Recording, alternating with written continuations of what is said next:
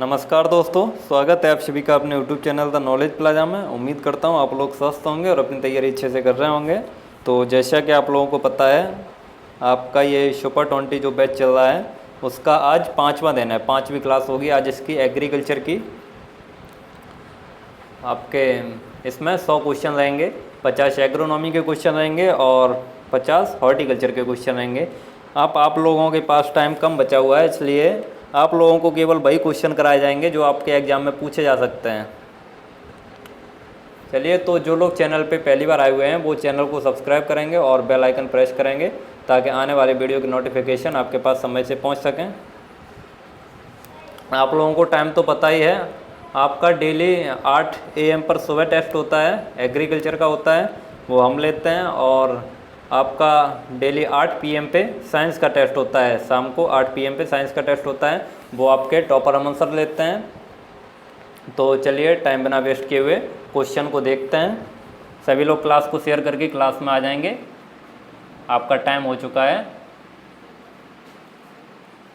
8 बज चुके हैं। चलिए, तो फर्स्ट क्वेश्चन देखते हैं। इसमें फर्स्ट क्वेश्चन दिया हुआ है, सूरजमुखी का उत्पत्ति स्थान कौन सा देश है? दक्षिणी यूनाइटेड स्टेट और मैक्सिको, स्पेन, सोवियत यूनियन या अर्जेंटीना। तो सूरजमुखी का उत्पत्ति स्थान कौन सा देश है? ये ऑप्शन सी हो जाएगा इसका, मैक्सिको या दक्षिणी यूनाइटेड स्टेट। चलिए नेक्स्ट क्वेश्चन देखते हैं। नेक्स्ट क्वेश्चन दिया हुआ है आपका, जीरो टिल सीड ड्रिल का प्रयोग बोने में होता है। जीरो टिल सीड ड्रिल जो होती है उसका प्रयोग किसको बोने में होता है? मक्का गेहूं फसल पद्धति में गेहूं बोने के लिए, मूंग गेहूं फसल पद्धति में गेहूं बोने के लिए, धान गेहूं फसल पद्धति में गेहूं बोने के लिए, या उपरोक्त सभी फसल पद्धतियों में गेहूं बोने के लिए। तो इसका सही आंसर क्या हो जाएगा? धान गेहूं फसल पद्धति में गेहूं बोने के लिए, सी ऑप्शन सही हो जाएगा इसका। जीरो टिल जो सीड ड्रिल होता है उसका प्रयोग धान गेहूं फसल पद्धति में गेहूं बोने के लिए होता है। चलिए नेक्स्ट क्वेश्चन देखते हैं। सरसों के तेल में कड़वाहट किस रसायन के कारण होती है? सरसों के तेल में जो कड़वाहट होती है वो किस रसायन के कारण आती है? फिनोल्स, अमीनो एम्ल, ग्लूकोसिलेट्स या इरूशिक अम्ल। तो सरसों के तेल में कड़वाहट किस रसायन के कारण आती है? तो इसका आपका सही आंसर क्या हो जाएगा? इरूशिक एसिड या इरूशिक अम्ल, डी ऑप्शन सही हो जाएगा इसका। चलिए नेक्स्ट क्वेश्चन देखते हैं। नाली विधि से बोई गई गन्ने में नाली की गहराई रखते हैं।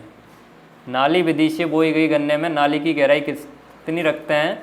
10 से 15 सेंटीमीटर, 15 से 20 सेंटीमीटर, 20 से 25 सेंटीमीटर या 25 से 30 सेंटीमीटर। नाली विधि को कूड़ विधि भी बोलते हैं। जो कूड़ में जो गन्ना बोया जाता है उसके लिए गहराई कितनी रखनी चाहिए कूड़ के लिए? तो इसका सही आंसर क्या हो जाएगा? 20 से 25 सेंटीमीटर। कितनी गहराई रखनी चाहिए? 20 से 25 सेंटीमीटर, सी ऑप्शन सही हो जाएगा इसका। चलिए नेक्स्ट क्वेश्चन देखते हैं। नेक्स्ट क्वेश्चन क्या दिया हुआ है? मटर की पड़ रहित किस्म है, इनमें से मटर की पड़ रहित किस्म कौन सी है? वोनविला, T163, L116 या अपर्णा। तो मटर की पड़ रहित किस्म कौन सी है? इसका सही आंसर क्या हो जाएगा? अपर्णा। जो अपर्णा है वो मटर की पड़ रहित किस्म है। चलिए नेक्स्ट क्वेश्चन देखते हैं। धान के खेतों में लेव या पड़लिंग लगाया जाता है। धान के खेत में जो पड़लिंग की जाती है वो क्यों की जाती है? जल रिसाव बढ़ाने के लिए, जल रिसाव कम करने के लिए, पोषक तत्वों की उपलब्धता बढ़ाने के लिए, या सूक्ष्म जीवों की क्रियाशीलता बढ़ाने के लिए। पड़लिंग तो आप लोग जानते होंगे, जब धान के खेत में पानी भर के, जो धान का गड़ाई करने से पहले पानी भर के जो जुताई की जाती है उसी को पड़लिंग बोलते हैं। तो ये क्यों की जाती है? जल रिसाव कम करने के लिए की जाती है ये, क्योंकि पड़लिंग जल रिसाव को कम करने के लिए की जाती है, बी ऑप्शन सही हो जाएगा इसका। चलिए नेक्स्ट क्वेश्चन देखते हैं। नेक्स्ट क्वेश्चन दिया हुआ है, सफ़ेद गिडार किस फसल से संबंधित है? सफ़ेद गिडार जो कीट है वो किस फसल से संबंधित है? गेहूं से, धान से, चना से या मूंगफली से? तो सभी लोग आंसर करिए, सफ़ेद गिडार किस फसल से संबंधित है? तो ये है मूंगफली से, डी ऑप्शन सही हो जाएगा इसका। चलिए नेक्स्ट क्वेश्चन देखते हैं। ये सारे ही आपके इम्पोर्टेंट क्वेश्चन हैं, पूछे जा सकते हैं, इसलिए आप लोग इनको अच्छे से तैयार कर लीजिए। अगर देखने में दिक्कत हो रही हो तो थोड़ी क्वालिटी बढ़ा लीजिए, 240 क्वालिटी पे करके देखिए। नेक्स्ट क्वेश्चन है, तिल की बुआई के लिए उपयुक्त बीज की मात्रा कितनी होनी चाहिए? तिल की बुआई के लिए उपयुक्त बीज की मात्रा किलोग्राम पर हेक्टेयर में पूछी है। तो तिल की सीड रेट कितनी होती है? 4 से 5 किलोग्राम, 7 से 8 किलोग्राम, 10 से 12 किलोग्राम या 14 से 15 किलोग्राम। तो तिल की सीड रेट कितनी होती है? 4 से 5 किलोग्राम। ये ऑप्शन सही हो जाएगा। चलिए नेक्स्ट क्वेश्चन देखते हैं। भारतीय बीज अधिनियम लागू किया गया। भारतीय बीज अधिनियम कब लागू किया गया? बीज अधिनियम को सीड एक्ट बोलते हैं। तो सीड एक्ट कब लागू किया गया? 29 दिसंबर 1966 से, 16 नवंबर 1966 से, 2 अक्टूबर 1969 से या 30 दिसंबर 1968 से। तो जो सीड एक्ट था वो कब लागू किया गया? 2 अक्टूबर 1969 से। सी ऑप्शन सही हो जाएगा इसका। कब लागू किया गया? 2 अक्टूबर 1969 से। चलिए नेक्स्ट क्वेश्चन देखते हैं। बीज लटकन है, जो लटकन है ये एक पौधा होता है। तो इसमें पूछा है बीज लटकन है, तो ये कैसे रंग का होता है? सफ़ेद, हरा, गुलाबी या पीला? लटकन का बीज कैसे रंग का होता है? सफ़ेद, हरा, गुलाबी या पीला? लटकन एक पौधा होता है, उसका बीज पूछा है कैसे रंग का होता है। तो इसका बीज कैसे रंग का होता है? गुलाबी रंग का होता है।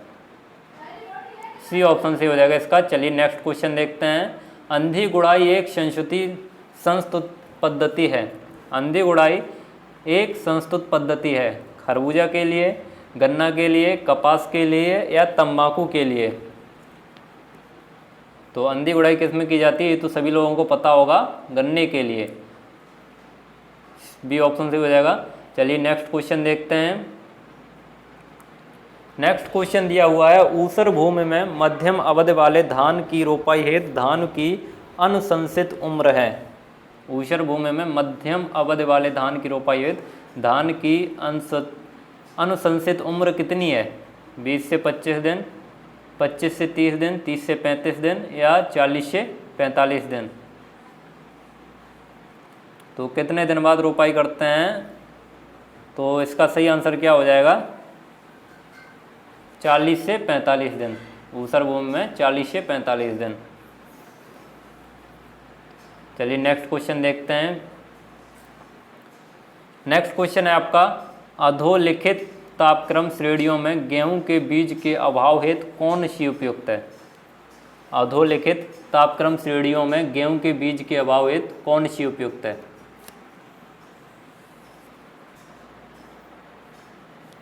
तो इसका सही आंसर क्या हो जाएगा? इसका बी ऑप्शन से हो जाएगा। चलिए नेक्स्ट क्वेश्चन देखते हैं। आप लोगों में से ऐसे कितने लोग हैं जिन लोगों ने अभी तक जितने क्वेश्चन कराए गए हैं, ये जो सुपर 20 बैच है इसके जितने क्वेश्चन कराए गए हैं वो सारे क्वेश्चन तैयार कर लिए हैं? एक बार कमेंट करके बता दीजिएगा कितने लोगों ने सारे क्वेश्चन तैयार कर लिए हैं।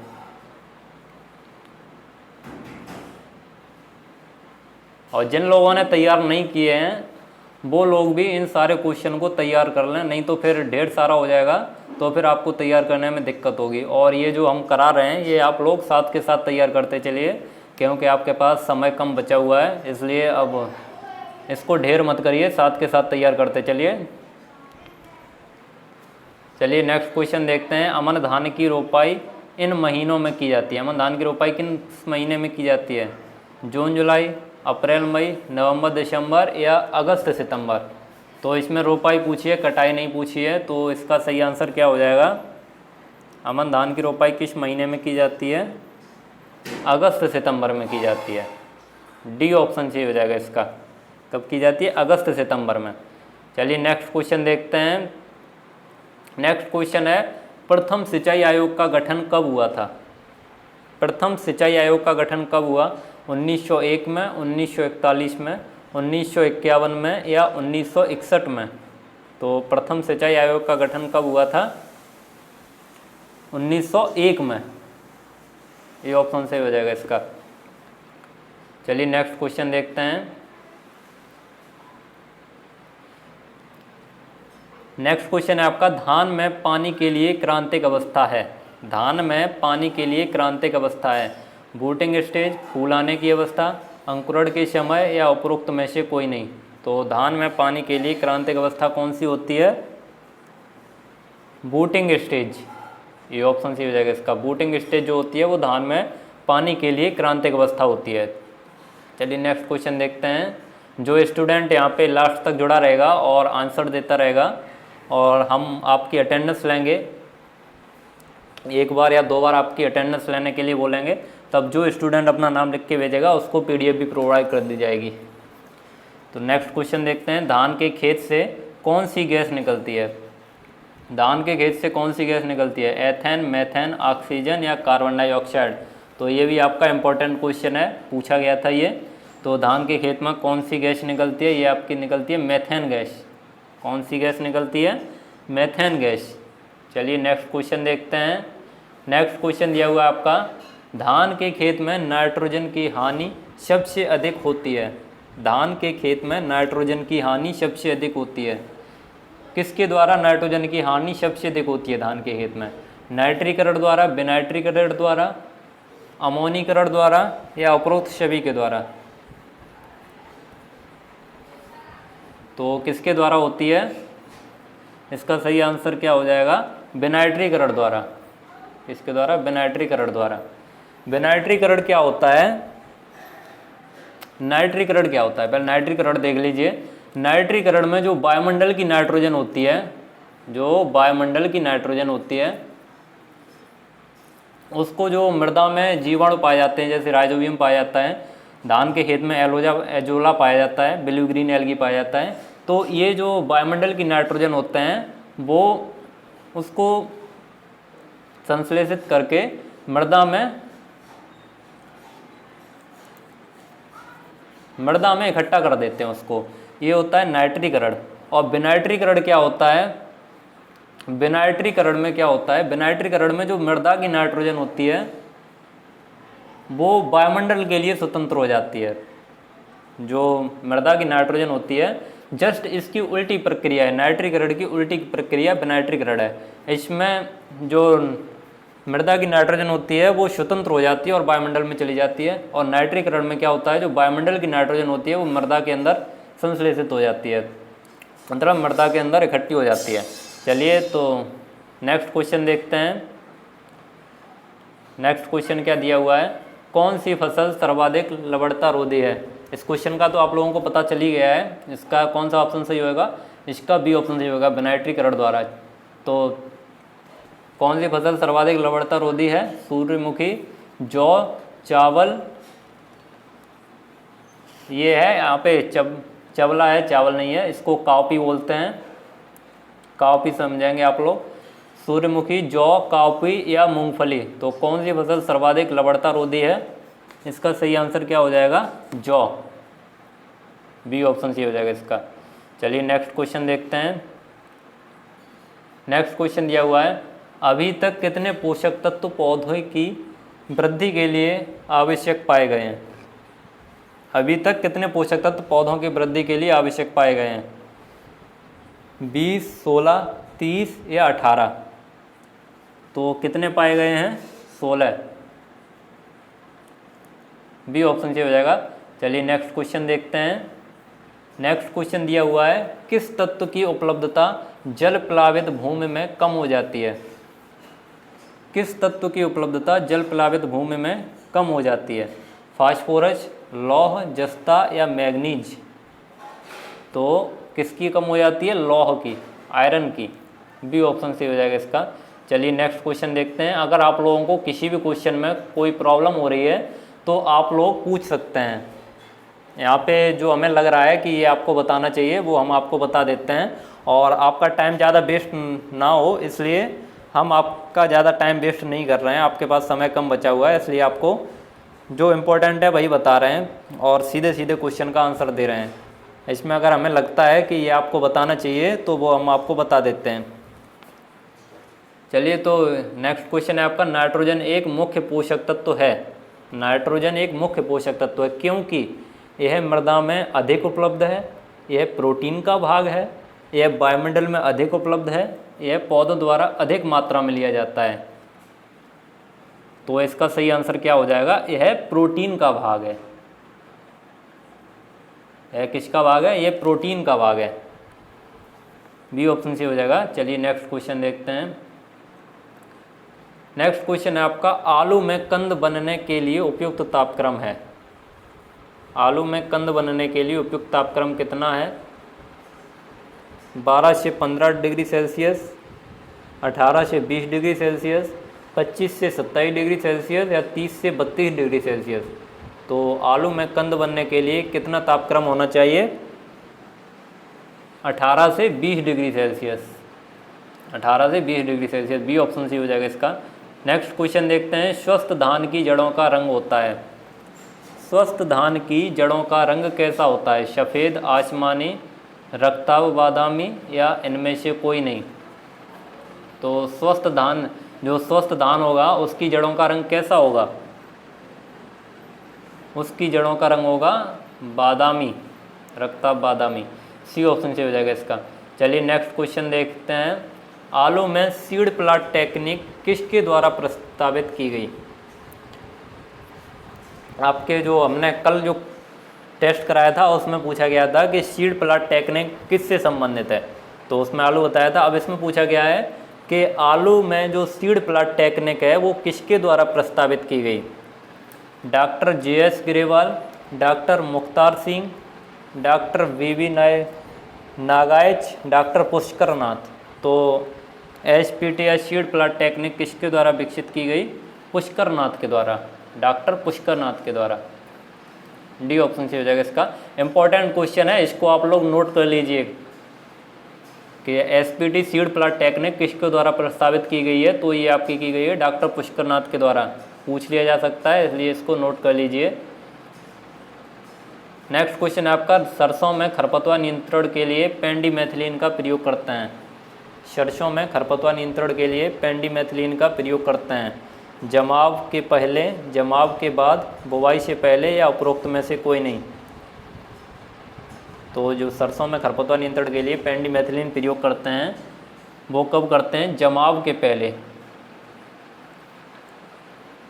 कब करते हैं? जमाव के पहले। जमाव के पहले नहीं, सॉरी, जमाव के बाद। पोस्ट इमरजेंस होता है ये, जमाव के पहले वाला प्री इमरजेंस होता है। तो इसमें कब करते हैं?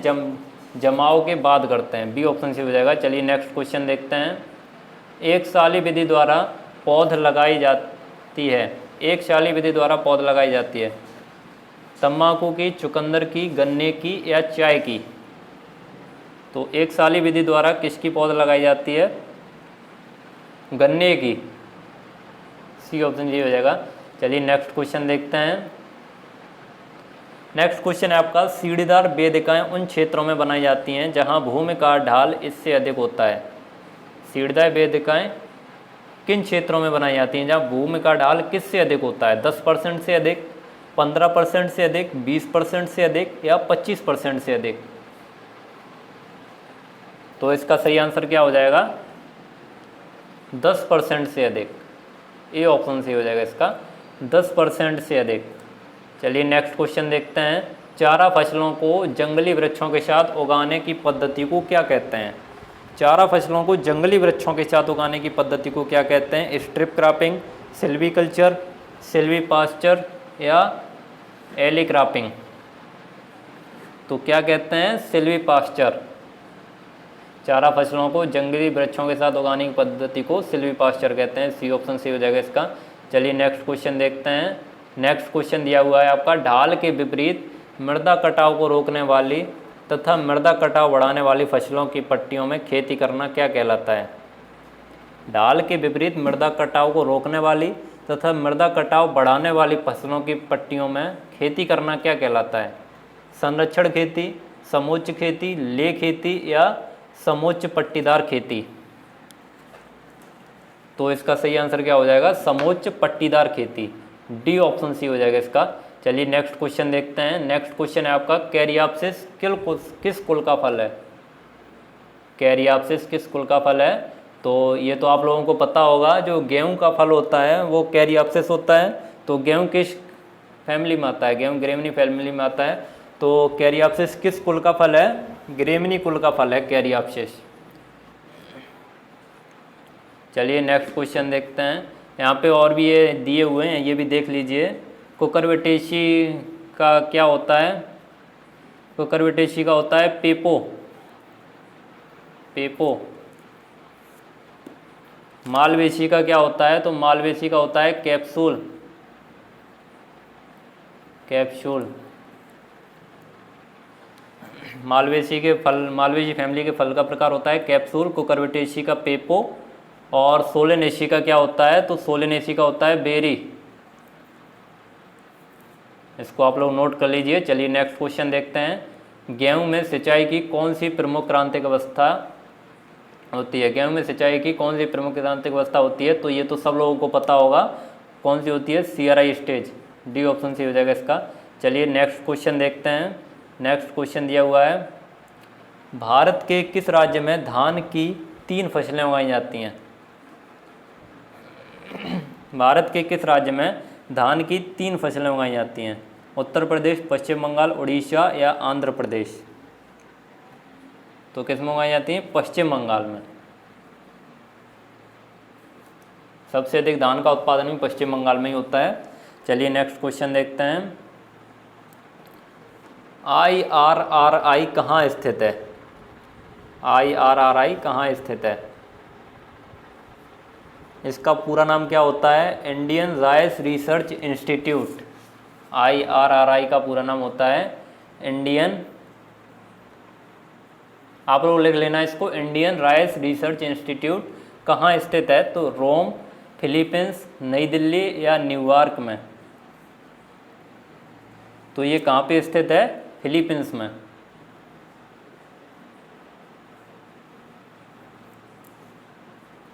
तो इसका क्या आंसर सही हो जाएगा, फिलीपींस में। यहाँ पे इंडियन नहीं होगा, यहाँ पे इंटरनेशनल होगा। यहाँ पे इंटरनेशनल का पूछा है, इंटरनेशनल का कहाँ पे है, फिलीपींस में है, बी ऑप्शन से हो जाएगा। चलिए नेक्स्ट क्वेश्चन देखते हैं। नेक्स्ट क्वेश्चन है, नीली क्रांति का संबंध है अंडा उत्पादन से, दूध उत्पादन से, मछली उत्पादन से या तेल उत्पादन से। तो इसका सही आंसर क्या हो जाएगा, नीली क्रांति का संबंध है मछली उत्पादन से, सी ऑप्शन से हो जाएगा। चलिए नेक्स्ट क्वेश्चन देखते हैं। कपास की पत्ती के व्यांकुचन का कारक है। कपास की पत्ती के व्यांकुचन का कारक है जस्ते की विषाक्तता, तांबे की कमी से, बोरान की विषाक्तता या मैग्नीज की विषाक्तता। तो इसका सही आंसर हो जाएगा बोरान की विषाक्तता। चलिए नेक्स्ट क्वेश्चन देखते हैं। अवरोधी किस्म है चना, मटर, मूंगफली या लोबिया। अवरोधी किस्म है चना, मटर, मूंगफली या लोबिया। तो अवरोधी किसकी किस्म है, चना की, ये ऑप्शन सी हो जाएगा।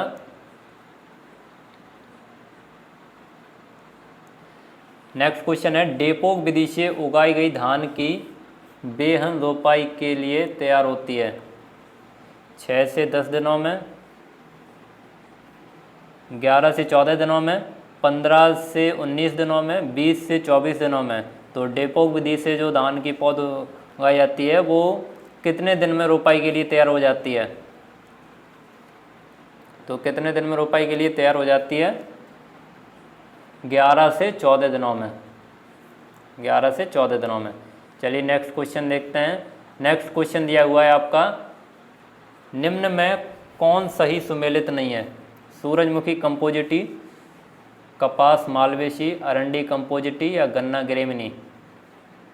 तो इसका सही आंसर क्या हो जाएगा, यहाँ पे देखिए सूरजमुखी की फैमिली कौन सी है, कंपोजिटी है।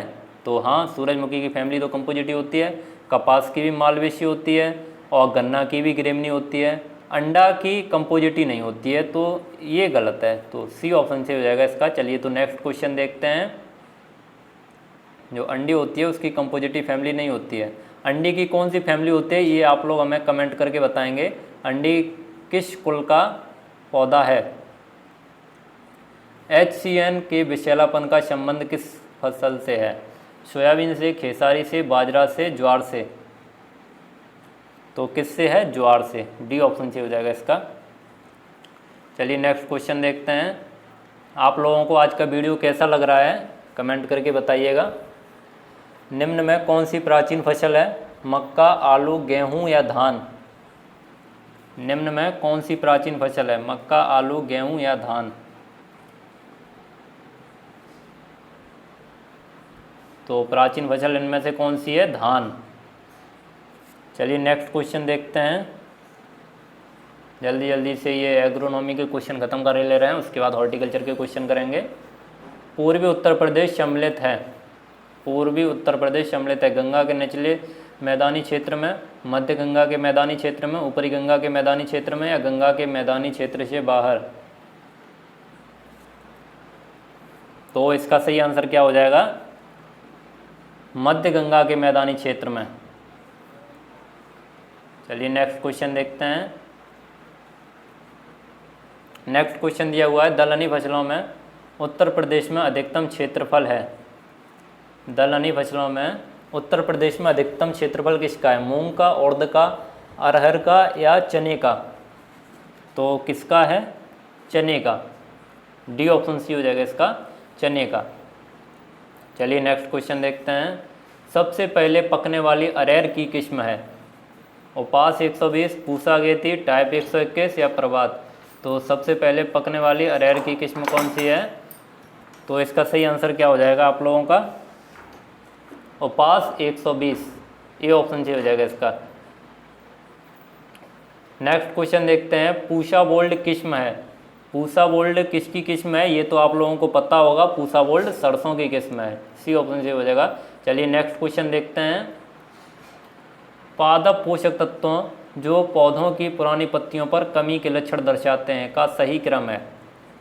नाइट्रोजन, फास्फोरस, मैग्नीशियम तथा जस्ता, calcium manganese, calcium sulphur copper, boron लौह?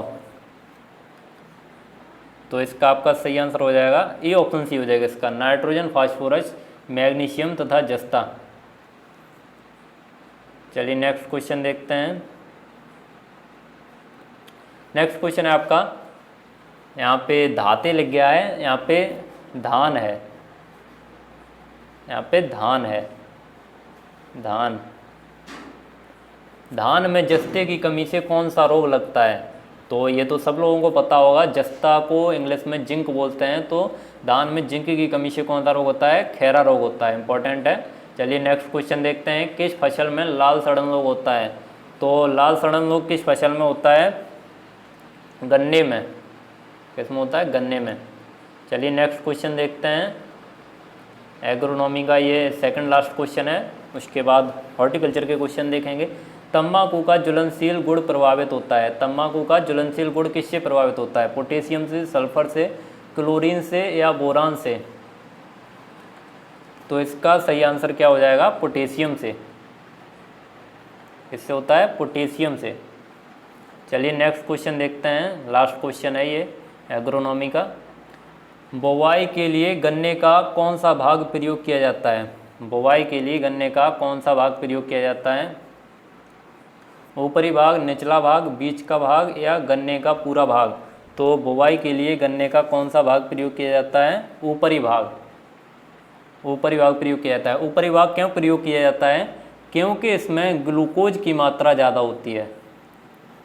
ग्लूकोज की मात्रा ज़्यादा होती है, इसलिए इसको ऊपरी भाग को गन्ने की बुवाई के लिए प्रयोग किया जाता है। और जो निचला भाग होता है उसमें सुक्रोज की मात्रा ज़्यादा होती है। चलिए नेक्स्ट क्वेश्चन देखते हैं। अब आपके एग्रोनॉमी के यहाँ पे क्वेश्चन ख़त्म हो चुके हैं। आपको इसके बारे में तो पता ही है, सुपर 20 बैच चल रहा है द नॉलेज प्लाजा के द्वारा। तो जितने भी क्लास हो चुके हैं, जो लोग चैनल पे नए जुड़े हैं, वो जितने भी क्लास हो चुके हैं सुपर 20 के, वो सारे क्लास जाके देख सकते हैं। प्लेलिस्ट पड़ी है एक सुपर 20 बैच के नाम से, उसमें 4 एग्रीकल्चर की क्लास पड़ी होगी और 4 जो हैं वो साइंस की क्लास पड़ी होगी। 1 जुलाई से शुरू हुआ है ये, इसलिए आप लोग ज़्यादा अभी पिछड़े नहीं हैं, तो वो आप कवर कर सकते हैं। और आप अपना सिलेक्शन पा सकते हैं। सुपर 20 बैच का मतलब है कि हमें कम से कम 20 बच्चों का सिलेक्शन कराना है अच्छी रैंक के साथ। तो अगर 20 से ज़्यादा जुड़े रहेंगे बच्चे तो 20 से ज़्यादा बच्चों का सिलेक्शन हो जाएगा। तो आप लोग ऐसे ही जुड़े रहिए और अपनी तैयारी करते रहिए। चलिए तो अब आगे के क्वेश्चन कंटिन्यू करते हैं। आप लोगों को ये क्वेश्चन कैसे लगे ज़रूर बताना। चलिए ये आपके हॉर्टिकल्चर के क्वेश्चन आ गए हैं। तो हॉर्टिकल्चर का फर्स्ट क्वेश्चन देखिए, टमाटर को भंडारित करने हेतु उपयुक्त तापक्रम है। ये थोड़ा साफ कम दिख रहा है इसलिए आप लोग थोड़ी क्वालिटी बढ़ा लीजिए। यहाँ पे साफ थोड़ा कम दिख रहा है तो क्वालिटी बढ़ा लेंगे तो साफ दिखने लगेगा। टमाटर को भंडारित करने हेतु उपयुक्त तापक्रम है 5 से 10 डिग्री सेल्सियस, 10 से 12 डिग्री सेल्सियस, 12 से 15 डिग्री सेल्सियस या 15 से 20 डिग्री सेल्सियस। तो कितना तापक्रम उपयुक्त है? 5 से 10 degree Celsius. A option C हो जाएगा इसका। कितना तापक्रम उपयुक्त है? 5 से 10 डिग्री सेल्सियस।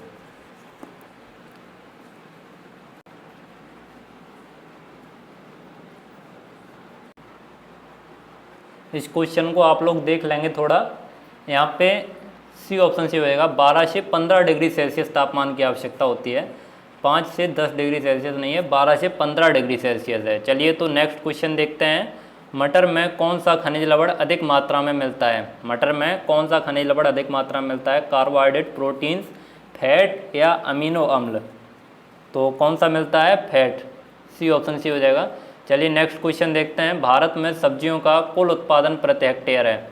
भारत में सब्जियों का कुल उत्पादन प्रति हेक्टेयर है 87.5 million ton, 72.8 million ton, 60.6 million ton, 82.3 million ton. तो इसका सही आंसर हो जाएगा 72.8 मिलियन टन।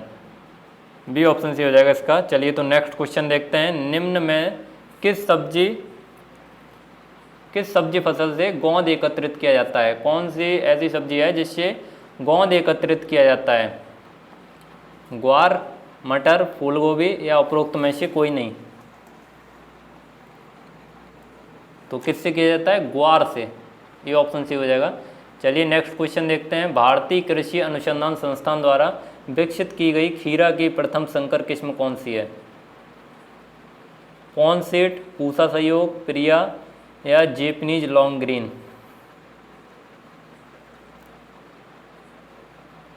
तो इसका सही आंसर क्या हो जाएगा? पूसा सहयोग।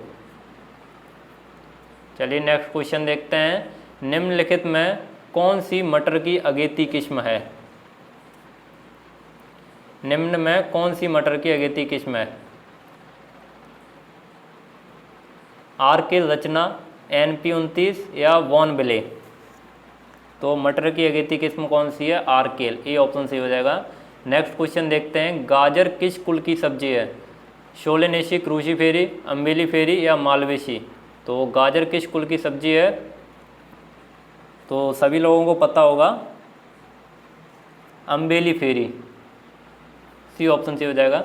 चलिए नेक्स्ट क्वेश्चन देखते हैं। पूसा केसर किस सब्जी की किस्म है? पूसा केसर जो वैरायटी है वो किस सब्जी की है? मूली, सलजम, चुकंदर या गाजर? तो किसकी है? ये गाजर की है। डी ऑप्शन सी हो जाएगा इसका। चलिए नेक्स्ट क्वेश्चन देखते हैं। मूली की उष्ण जलवायु चाहने वाली किस्म कौन सी है? मूली की उष्ण जलवायु चाहने वाली किस्म कौन सी है? पूसा चेत की, वाइट आइसकिल, स्कारलेट ग्लोव या उपरोक्त में से कोई नहीं? तो इसका सही आंसर क्या हो जाएगा? पूसा चेत की। ए ऑप्शन सी हो जाएगा इसका। चलिए नेक्स्ट क्वेश्चन देखते हैं। मूली का वानस्पतिक नाम क्या है? 60 क्वेश्चन है ये। मूली का वानस्पतिक नाम क्या है? Daucus carota, Raphanus sativus, Pisum sativum, Brassica juncea? तो इसका सही आंसर क्या हो जाएगा? Raphanus sativus. B option C हो जाएगा इसका। मूली का वानस्पतिक नाम रेफिनस सटाइवस। 61 क्वेश्चन है। मूली में चरपराहट का कारण है? मूली में चरपराहट का कारण है कैप्सेंथिन, सल्फर, आइसोथायोसाइनेट या एलाइल प्रोपाइल डाइसल्फाइड? तो मूली में चरपराहट किसके कारण होती है? आइसोथाइनेट के कारण होती है, आइसोथायोसाइनेट के कारण। बी ऑप्शन सी हो जाएगा इसका। नेक्स्ट क्वेश्चन देखते हैं, 62 क्वेश्चन है। मूली की जड़ों की त्वचा का रंग गुलाबी होने का कारण कौन सा पिगमेंट है? मूली की त्वचा का रंग गुलाबी हो जाता है, मूली की जड़ों की त्वचा का रंग गुलाबी हो जाता है, मूली के ऊपर जो पतली सी परत पाई जाती है उसका रंग गुलाबी हो जाता है, वो किस पिगमेंट के कारण होता है? एंथोसायनिन, मिथाइल एल्किलाइड, कैरोटीनाइड या क्लोरोफिल? तो किसके कारण होता है? एंथोसायनिन के कारण। ये ऑप्शन सी होगा इसका। नेक्स्ट क्वेश्चन है, मूली है एक परपरागित फसल, स्वपरागित फसल, प्राय परपरागित फसल या उपरोक्त में से कोई नहीं? तो मूली क्या है? परपरागित फसल है। नेक्स्ट क्वेश्चन है आपका, शलजम में ब्राउन हर्ट का कारण है? कैल्शियम की कमी, मॉलिब्डेनम की कमी, बोरान की कमी या जिंक की कमी? शलजम में ब्राउन हर्ट का क्या कारण है? तो ये बोरान की कमी। सी ऑप्शन सी हो जाएगा। चलिए नेक्स्ट क्वेश्चन देखते हैं, जल्दी जल्दी ये भी सारे क्वेश्चन ख़त्म करते हैं। चुकंदर किस कुल की सब्जी है? क्रूसीफेरी, चिनोपोडिएसी, सोलेनेसी या अम्बेलीफेरी? तो चुकंदर किस कुल की सब्जी है? चिनोपोडिएसी की। नेक्स्ट क्वेश्चन देखते हैं, चुकंदर का मूल स्थान है? भूमध्य सागरीय, रूस, दक्षिण अफ्रीका या उत्तरी अमेरिका? तो चुकंदर का मूल स्थान कहाँ पे है? भूमध्य सागरीय। ये ऑप्शन सी होगा इसका। नेक्स्ट क्वेश्चन देखते हैं, एयम है एक, एयम को जिमीकंद बोलते हैं, तो ये क्या है? जड़ वाली सब्जी, तना वाली सब्जी, प्रकंद वाली सब्जी या कंद वाली सब्जी? तो ये एक प्रकंद वाली सब्जी है। नेक्स्ट क्वेश्चन है आपका, अरबी किस कुल की फसल है? सोलेनेसी, अम्बेलीफेरी, एरेसी या क्रूसीफेरी? तो अरबी किस कुल की फसल है? एरेसी की। अरबी जो है वो एरेसी की फसल है। नेक्स्ट क्वेश्चन देखते हैं, प्याज सब्जी किस कुल का सदस्य है? प्याज की फैमिली कौन सी है? लिलिएसी, एरेसी, एमरिल्डेसी या सोलेनेसी? तो प्याज की कौन सी फैमिली है? एमरिल्डेसी। नेक्स्ट क्वेश्चन देखते हैं, लीक सब्जी का खाने वाला भाग है? लीक सब्जी का कौन सा भाग खाया जाता है? कंट, तना एवं पत्ती, क्लोव या जड़? तो लीक सब्जी का कौन सा भाग खाया जाता है? तना एवं पत्ती। बी ऑप्शन सही हो जाएगा इसका। नेक्स्ट क्वेश्चन देखते हैं, लहसुन फसल में प्रसारण की उपयुक्त सामग्री कौन सी है? लहसुन फसल में प्रसारण की उपयुक्त सामग्री कौन सी है? कंद, क्लोव, जड़ या तना? तो लहसुन फसल में प्रसारण की उपयुक्त सामग्री कौन सी है? इसका सही आंसर क्या हो जाएगा? क्लोव। बी ऑप्शन सही हो जाएगा इसका। चलिए नेक्स्ट क्वेश्चन देखते हैं, प्याज में चरपराहट किस एल्किलाइड की उपस्थिति में होता है? Isothiocyanate, capsaicin, allyl propyl disulphide, उपरोक्त में से कोई नहीं? तो इसका सही आंसर क्या हो जाएगा? Allyl propyl disulphide. Next question देखते हैं, डॉक्टर H.A. जोन्स ने प्याज में पहली बार नरबद्धता का पता कब लगाया था? जो H.A. जोन्स थे उन्होंने प्याज में नरबद्धता का पहली बार पता कब लगाया था? 1925 में, 1935 में, 1985 में या 1965 में? तो कब लगाया था? 1925 में। ये ऑप्शन सी हो जाएगा इसका। नेक्स्ट क्वेश्चन है, लोबिया या काउपी का जन्म स्थान कौन सा देश है? काउपी का जन्म स्थान भारत, मध्य अफ्रीका, उत्तरी अमेरिका या रूस? तो लोबिया का जन्म स्थान कहाँ पे है? मध्य अफ्रीका। नेक्स्ट क्वेश्चन है, कुकुरबिट्स सब्जी फसलों में कौन सी लिंग अभिव्यक्ति घटित होती है? कुकुरबिट्स सब्जी फसलों में कौन सी लिंग अभिव्यक्ति घटित होती है? डायोसिज्म, मोनोसिज्म, एंड्रोमोनोसिज्म या एंड्रोडायोसिज्म? तो इसका सही आंसर क्या हो जाएगा? मोनोसिज्म। बी ऑप्शन से हो जाएगा। चलिए नेक्स्ट क्वेश्चन देखते हैं। अब आपके थोड़े क्वेश्चन बचे हुए हैं, ये भी सारे क्वेश्चन जल्दी से ख़त्म करते हैं। तरबूज की त्रिगुणित किस्म कौन सी है?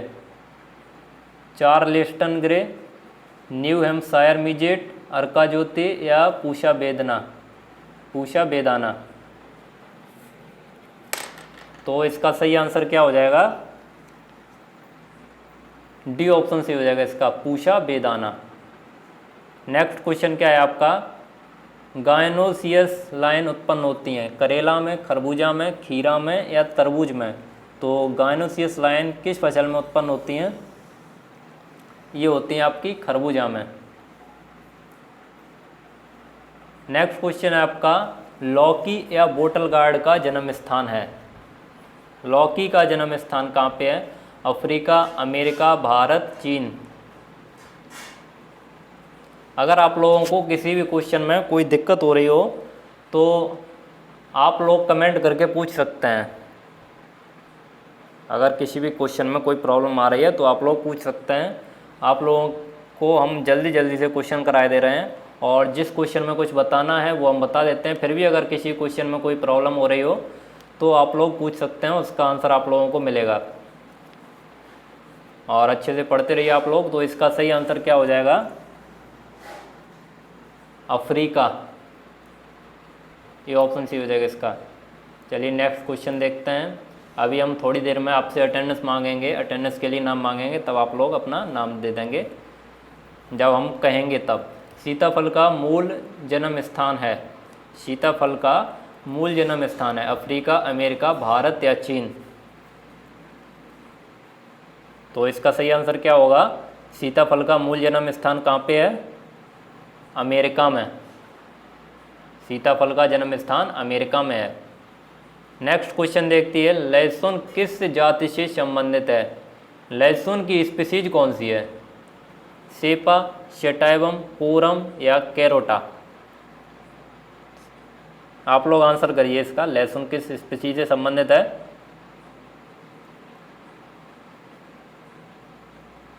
तो इसका सही आंसर क्या होगा? सेटाइवम। नेक्स्ट क्वेश्चन देखते हैं, मटर की फसल के लिए मृदा का उपयुक्त पीएच होना चाहिए? मटर की फसल के लिए मृदा का उपयुक्त पीएच कितना होना चाहिए? 6.5 से 7.5 के बीच, 7.5 से 8 के बीच, 8 से 8.5 के बीच या 5 से नीचे। तो मटर की फसल के लिए मृदा का पीएच कितना होना चाहिए? 6.5 से 7.5 के बीच, 6.5 से 7.5 के बीच। ए ऑप्शन सी हो जाएगा इसका। चलिए नेक्स्ट क्वेश्चन देखते हैं, ग्वार या क्लस्टर किस वंश से संबंधित है? ग्वार या क्लस्टर का जीनस पूछा है इसमें। तो इसका जीनस कौन सा है? फेसियोलस, डोलिकस, साइमोप्सिस या पायसम।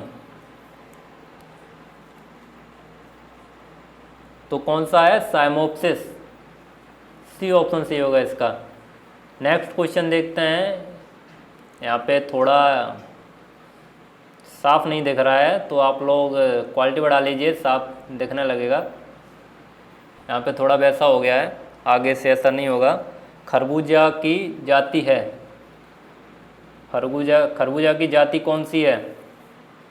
सभी लोग आंसर करेंगे इसका। ये तो आप लोगों को पता होगा खरबूजा की स्पीसीज। तो खरबूजा की स्पीसीज कौन सी होती है? लेनिटस। सी ऑप्शन सी होगा इसका। नेक्स्ट क्वेश्चन देखते हैं, शकरकंद की किस्म पूषा सुनहरी का रंग मूलतया होता है? शकरकंद की किस्म पूषा सुनहरी का रंग मूलतया कैसा होता है? सफ़ेद, पीला, हल्का नारंगी या काला। तो इसका कैसा होता है? हल्का नारंगी। सी ऑप्शन सही होगा। नेक्स्ट क्वेश्चन है आपका, शकरकंद का उत्पत्ति केंद्र है? शकरकंद का उत्पत्ति केंद्र कहाँ पे है? अफ्रीका, उष्ण अमेरिका, भारत या नेपाल। तो शकरकंद का उत्पत्ति केंद्र कहाँ पे है? ये है आपका उष्ण अमेरिका में। कहाँ पे है? उष्ण अमेरिका। नेक्स्ट क्वेश्चन है आपका, भिंडी की फसल बोने की अंतरण दूरी होनी चाहिए? मतलब कि भिंडी की स्पेसिंग कितनी होती है? कितनी दूरी पे भिंडी की फसल को बोया जाता है? 75 × 45 सेंटीमीटर, 60 × 45 सेंटीमीटर, 45 × 15 सेंटीमीटर या ये सभी? तो इसका क्या आंसर सही होगा, आप लोग इसका आंसर बताइए। भिंडी की फसल बोने की स्पेसिंग होनी चाहिए, तो कितनी होनी चाहिए, 45 से 15 सेंटीमीटर। सी ऑप्शन सही होगा इसका। नेक्स्ट क्वेश्चन है आपका, निम्नलिखित में से कौन सी सलाद के लिए उपयुक्त फसल है। इनमें से सलाद के लिए उपयुक्त फसल कौन सी है, पालक, सेलेरी, पार्सले या इनमें से कोई नहीं। तो सलाद के लिए इनमें से कौन सी उपयुक्त फसल है, तो ये आपकी पालक। इनमें से पूछा है, इनमें से सलाद के लिए उपयुक्त फसल कौन सी है, पालक। नेक्स्ट क्वेश्चन देखिए, पालक है एक स्वपरागित सब्जी फसल, परपरागित सब्जी फसल, प्राय परपरागित सब्जी फसल या उपरोक्त सभी। तो पालक क्या है, पालक है आपका स्वपरागित सब्जी फसल। ये ऑप्शन सही होगा इसका, स्वपरागित सब्जी फसल। चलिए नेक्स्ट क्वेश्चन देखते हैं, भिंडी की किस्म है, इनमें से भिंडी की किस्म कौन सी है, पूषा मखमली, शुगर बेबी, अर्का मानिक या अर्का पुनीत। तो इसमें से भिंडी की वैरायटी कौन सी है, इसमें से भिंडी की वैरायटी है पूषा मखमली। पूषा मखमली किसकी किस्म है, भिंडी की किस्म है। नेक्स्ट क्वेश्चन है आपका, आर्टिचोक का खाने योग्य भाग है, आर्टिचोक का खाने योग्य भाग है जड़, जड़ रहित पत्ती, फ्लावर कलिका या उपरोक्त में से कोई नहीं। तो आर्टिचोक का खाने योग्य भाग कौन सा होता है, फ्लावर कलिका, कौन सा होता है, फ्लावर कलिका। सी ऑप्शन से होगा इसका। नेक्स्ट क्वेश्चन देखिए, जिमीकंद का उद्भव केंद्र है, जिमीकंद का origin place, Bharat, Malaysia, Africa या चीन। जिमीकंद का ओरिजिन प्लेस कहाँ पे है, तो ये आपका भारत में, ये ऑप्शन सी होगा इसका। नेक्स्ट क्वेश्चन देखिए, याम में लिंग अभिव्यक्ति किस प्रकार की होती है, याम जिमीकंद जो होता है उसमें लिंग अभिव्यक्ति किस प्रकार की होती है, डायोसियस, एंड्रोमोनोसियस, गायनोमोनोसियस या ये सभी। तो इसका सही आंसर क्या होगा, डायोसियस। ये ऑप्शन सही होगा इसका। चलिए नेक्स्ट क्वेश्चन देखते हैं, टेपियोका किस कुल की सब्जी है। टेपियोका हमने आपको कल वाले टेस्ट में भी बताया था। टेपियोका क्या होता है, तो टेपियोका में सबसे ज़्यादा कार्बोहाइड्रेट पाया जाता है, टेपियोका में सबसे ज़्यादा कार्बोहाइड्रेट पाया जाता है। आप लोगों में से कल एक पूछ रहा था कि सबसे ज़्यादा कार्बोहाइड्रेट आलू में पाया जाता है, लेकिन जो टेपियोका होता है इसमें आलू से भी ज़्यादा कार्बोहाइड्रेट पाया जाता है। यहाँ पे टेपियोका किस कुल की सब्जी है ये पूछा गया है। तो टेपियोका किस कुल की सब्जी है, यूफोर्बिएसी, डायस्कोरेसी, एरेसी या इनमें से कोई नहीं। तो टेपियोका किस कुल की सब्जी है, यूफोर्बिएसी। ये ऑप्शन सही होगा इसका। नेक्स्ट क्वेश्चन देखिए, टेपियोका प्रसारण, टेपियोका का प्रसारण किस सामग्री से करते हैं। प्रसारण को प्रोपेगेशन बोलते हैं, प्रकंद द्वारा, बीज द्वारा, तना कलम द्वारा या जड़ द्वारा। तो इसका सही आंसर क्या होगा, तना कलम द्वारा। किसके द्वारा करते हैं, तना कलम द्वारा। नेक्स्ट क्वेश्चन देखिए, जिमीकंद का प्रोपेगेशन पौधे के किस भाग द्वारा किया जाता है। जिमीकंद का प्रोपेगेशन पौधे के किस भाग द्वारा किया जाता है, बीज द्वारा, तना कलम द्वारा, कोमर्स द्वारा या प्रकंद द्वारा। तो इसका सही आंसर क्या होगा, कोम्स द्वारा। नेक्स्ट क्वेश्चन देखिए, अब ये भी आपके सारे क्वेश्चन खत्म होने वाले हैं, थोड़े ही क्वेश्चन बचे हुए हैं, 4-5 क्वेश्चन बचे हुए हैं, इनको भी जल्दी से खत्म कर ले रहे हैं। बेलायती पालक का वानस्पतिक नाम क्या है। जो बेलायती पालक होता है उसका बॉटनिकल नेम क्या होता है, Beta vulgaris variety bengalensis, Beta vulgaris variety सिल्सा, बीटा वल्गैरिस वैरायटी मेरिटिमा या उपरोक्त में से कोई नहीं। तो जो बेलायती पालक होता है उसका वानस्पतिक नाम क्या होता है, बीटा वल्गैरिस, और इसकी वैरायटी होती है बेंगालेंसिस। ए ऑप्शन सही होगा इसका। चलिए नेक्स्ट क्वेश्चन देखते हैं। कसूरी मेथी की जाति है, कसूरी मेथी की स्पीसीज क्या होती है? कोइनम ग्रेसम, कोर्निकुलेटा, ओलिरेशिया या उपरोक्त में से कोई नहीं। तो इसका सही आंसर क्या होगा? कोर्निकुलेटा, बी ऑप्शन सही होगा इसका, कोर्निकुलेटा। चलिए नेक्स्ट क्वेश्चन देखिए। बेलायती पालक की पत्तियां किस विटामिन का धनी हैं? बेलायती पालक की जो पत्तियां होती हैं उसमें सबसे ज़्यादा मात्रा में कौन सी विटामिन पाई जाती है? Vitamin A, vitamin B, vitamin C या विटामिन ई? तो इसका सही आंसर क्या हो जाएगा? विटामिन ए, विटामिन ए पाई जाती है। नेक्स्ट क्वेश्चन देखिए। पूसा ज्योति एक उन्नतशील उपयुक्त किस्म है। पूसा ज्योति एक उन्नतशील उपयुक्त किस्म है। देशी पालक की, मेथी की, बेलायती पालक की या इनमें से कोई नहीं? तो पूसा ज्योति किसकी एक उपयुक्त किस्म है? इसका सही आंसर क्या हो जाएगा? देशी पालक की। पूसा ज्योति जो है वो देशी पालक की एक उन्नत किस्म है। चलिए आज की वीडियो का लास्ट क्वेश्चन देखते हैं। लास्ट क्वेश्चन दिया हुआ है, आप सभी लोग अपना अपना नाम लिख के भेज दीजिए जिससे आप लोगों को हम PDF प्रोवाइड कर सकें। अपनी अपनी अटेंडेंस दे दीजिए सभी लोग,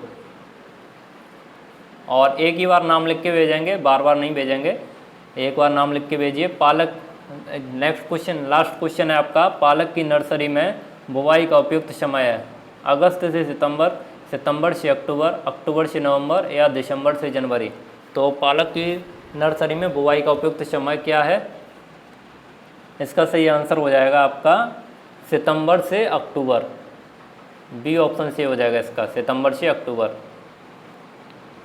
आपके पूरे क्वेश्चन समाप्त हो चुके हैं। आपका लास्ट तक जुड़ने के लिए बहुत बहुत धन्यवाद।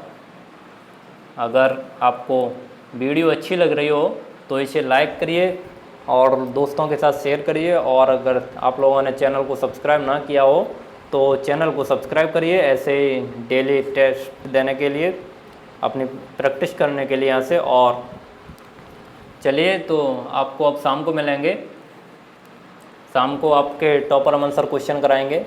शाम को आपकी डेली, आप लोगों को टाइम तो पता ही होगा, अगर आप लोगों में से कोई नया जुड़ा है तो आप लोगों को टाइम बता दे रहे हैं यहाँ पे।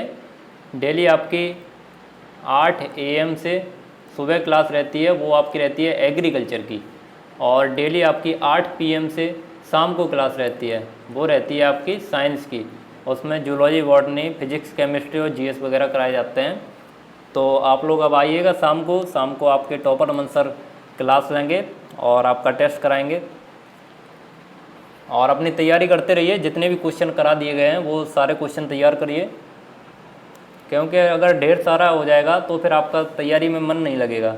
इसलिए आप डेली का डेली तैयार करते रहिए और अपना सिलेक्शन पाइए। चलिए तो अब मिलेंगे आपको शाम को टॉपर अमन सर। तब तक के लिए धन्यवाद। जय हिंद, वंदे मातरम।